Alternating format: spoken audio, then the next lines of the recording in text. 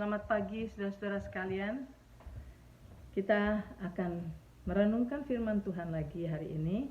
Walaupun sedikit tapi biarlah buat perenungan seharian buat saudara. Nah saudara, pada hari pertama kita belajar bagaimana Tuhan ingin kita seperti Maria mendengarkan Tuhan. Pada hari kedua kita belajar mengenai bagaimana cara mendengarkan dengan benar. Nah, saudara ingat pada waktu saya membawakan ayat dari Amsal pasal 4 ayat 20 sampai dengan 22 yang dikatakan, hai anakku, perhatikanlah perkataanku, arahkan telingamu kepada ucapanku, janganlah semua itu menjauh dari matamu, simpanlah itu di lubuk hatimu, karena itulah yang menjadi kehidupan bagi mereka yang mendapatkannya dan kesembuhan bagi seluruh tubuh mereka. Nah, terusannya saudara, di dalam ayat 23-nya, jadi Amsal 4 ayat yang ke-23 dituliskan begini, jagalah hatimu dengan segala kewaspadaan, karena dari situlah terpancar kehidupan. Saudara, kita harus mengetahui bahwa hati itu adalah tempat yang terpenting. Dikatakan di dalam ayat ini bahwa dari hati itu terpancar kehidupan. Kehidupan kita dipancarkan dari apa yang ada di dalam hati kita. Itulah sebabnya Tuhan berkata, jagalah hatimu dengan segala kewaspadaan, dengan segala kewaspadaan. Nah, saudara, berarti benar-benar jagai hati kita. Untuk dijagai dari apa, saudara? Dijagai dari apa? Ini yang harus kita mengerti. Kita harus menjaga hati kita supaya hati kita selalu bersih. Sehingga pada waktu firman Tuhan yang kita dengar itu, kita punya masuk ke dalam hati kita, firman itu mendapat tempat yang bersih, bukan tempat yang kotor.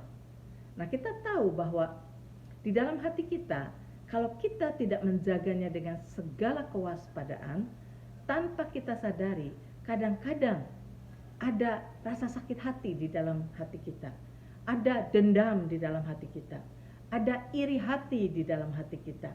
Kalau kita tidak benar-benar menjaganya dengan segala kewaspadaan. Sebab itu, marilah sekarang kita mulailah dengan inventory hati kita. Mari kita lihat hati kita. Apakah di dalam hati kita sekarang ini, kalau saudara perhatikan, apakah ada kejengkelan, ada kemarahan kepada seseorang? Apakah ada iri hati? Apakah ada dendam kepada orang? Ada kemarahan yang luar biasa yang menggolak di dalam hati kita. Perhatikan, kalau ada, saudara, mari buang itu, dibuang satu persatu. Bagaimana caranya membuang semuanya itu? Dengan cara mengampuni. Mengampuni orang yang bersalah kepada saudara. Ampuni mereka yang mungkin membuat saudara jengkel. Ampuni mereka yang menyakiti hati saudara. Ampuni mereka yang merusak kehidupan saudara dan sebagainya. Ampuni satu persatu, ampuni, sehingga hati saudara makin hari makin menjadi bersih ya. Karena Tuhan yang katakan, jagalah hatimu dengan segala kewaspadaan. Berarti jaga benar-benar. Jangan sampai ada unsur-unsur yang kotor di dalam hati kita. Kotor itu berarti dendam, sakit hati dan sebagainya. Itu kekotoran di dalam hati kita. Jangan ada. Nah, kemudian Tuhan berkata di dalam Matius 12 ayat 34b sampai 35. Matius 12 ayat 34b sampai 35. Dikatakan begini, karena yang diucapkan mulut meluap dari hati. Orang yang baik mengeluarkan hal-hal yang baik dari perbendaharaannya yang baik, dan orang yang jahat mengeluarkan hal-hal yang jahat dari perbendaharaannya yang jahat. Nah, saudara lihat di sini, perbendaharaan itu di mana? Di dalam hati. Di dalam hati itulah tempatnya perbendaharaan. Apa yang dikolek, yang kita simpan itu ada di dalam hati. Sebab itu minggu yang lalu atau 2 hari yang lalu kita belajar agar supaya firman Tuhanlah yang kita simpan di dalam hati kita. Simpan di dalam hati kita. Tetapi untuk menyimpan firman Tuhan itu, kita harus bersihkan dahulu hati kita. Sebab kalau firman Tuhan kita masukkan tetapi kita tidak mengoreksi atau memperhatikan kondisi daripada hati kita, maka firman itu bisa bercampur dengan kekotoran yang di dalam. Dan saudara tahu, yang kotor itu lebih mempengaruhi yang bersih, ya. Kalau saudara menaruh pakaian bersih bersama dengan pakaian kotor, maka kekotoran yang dari pakaian kotor itu akan menempel pada pakaian yang bersih. Kekotoran itu lebih menular daripada kebersihan, saudara. Jadi yang bersih itu nggak bisa nular kepada yang kotor. Nah demikian juga kita lihat, kalau hati kita penuh dengan kekotoran, walaupun diisi firman, firman itu akan dikotori oleh cara berpikir kita yang salah, oleh perbendaharaan yang sudah kotor di dalam diri kita. Itulah sebabnya Tuhan berkata bahwa hati-hati, jaga hati kita dengan segala kewaspadaan. Dan kemudian di dalam Matius 12 tadi dikatakan bahwa karena yang diucapkan mulut meluap dari hati. Nah, jadi dari sini saudara, dikatakan orang yang baik mengeluarkan hal-hal yang baik dari perbendaharaannya yang baik. Perbendaharaan itu apa yang disimpan di dalam hati. Orang yang jahat mengeluarkan hal-hal yang jahat dari perbendaharaannya, dari apa yang dia simpan di dalam hatinya yang jahat. Jadi dengan kata lain, kalau saudara mau tahu hati saya ini bagaimana sih? Mungkin saudara bilang, saya nggak bisa lihat hati saya menurut saya sih baik gitu kan, menurut saya baik. Nah saudara, salah satu untuk bisa mencek hati kita, saudara, perhatikan apa yang keluar dari mulut kita. Apa yang keluar dari mulut kita, ya, karena yang diucapkan mulut meluap dari hati. Kata Matius 12 tadi 34b.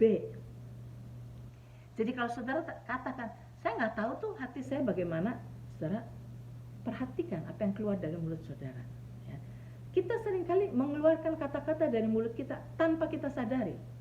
Dan begitu kita dengarkan sendiri, ternyata saudara, kita seringkali mengeluarkan kata-kata komplain, maki-maki orang, kesel-kesel sama istri atau sama suami. Kita seringkali kadang-kadang jengkel kepada anak kita, dan kita mengeluarkan kata-kata yang menyakiti mereka. Nah saudara, itu semua kata-kata yang keluar dari mulut kita itu berasal dari hati.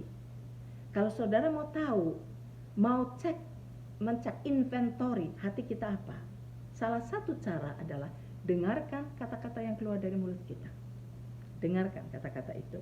Jadi saudara, gampang sekali sebetulnya melihat orang, ya. Melihat orang itu gampang dari kata-katanya saja. Kalau kata-katanya selalu menggosipkan orang lain, ngeritik orang lain, itu dari hatinya.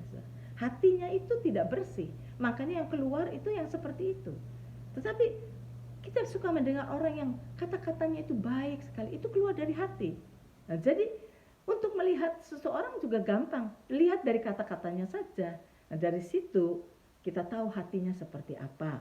Nah, jadi saudara-saudara, hari ini pelajaran kita adalah jagalah hati kita dengan segala kewaspadaan. Kalau kita tahu ada kekotoran di dalam hati kita, ada sakit hati, ampuni saudara, ampuni semua orang. Adakan waktu. Tuhan, saya mau ampuni si A yang sudah menggosipkan saya. Tuhan, saya mau ampuni si B yang sudah menipu saya. Tuhan, saya ampuni. Bersihkan hati kita. Supaya hati kita bisa menjadi hati yang bersih, di mana firman yang masuk ke dalam hati kita itu akan berbuah, akan mempunyai power, ya, dan yang akan kita katakan, akan kita lakukan, dan kita akan melihat hasil daripada firman yang masuk ke dalam hati kita itu. Tapi kalau kita tidak jaga hati kita, maka firman itu yang bagus-bagus akan bercampur aduk dengan kekotoran di dalam hati kita. Dan itulah sebabnya banyak orang yang tahu banyak firman, tetapi kehidupannya tidak terlihat kemenangan. Sebab itu saudara-saudara, sekali lagi Amsal 4 ayat 23, jagalah hatimu dengan segala kewaspadaan, karena dari situlah terpancar kehidupan. Matius 12 ayat 34b dan 35. Karena yang diucapkan mulut meluap dari hati. Orang yang baik mengeluarkan hal-hal yang baik dari perbendaharaannya yang baik, dan orang yang jahat mengeluarkan hal-hal yang jahat dari perbendaharaannya yang jahat. adakan inventory. Dan saya sampai di sini dulu. Biar Tuhan memberkati saudara, Roh Kudus meneruskan kepada hati saudara untuk menerangkan firman ini lebih dalam lagi. Sampai bertemu besok. Tuhan berkati.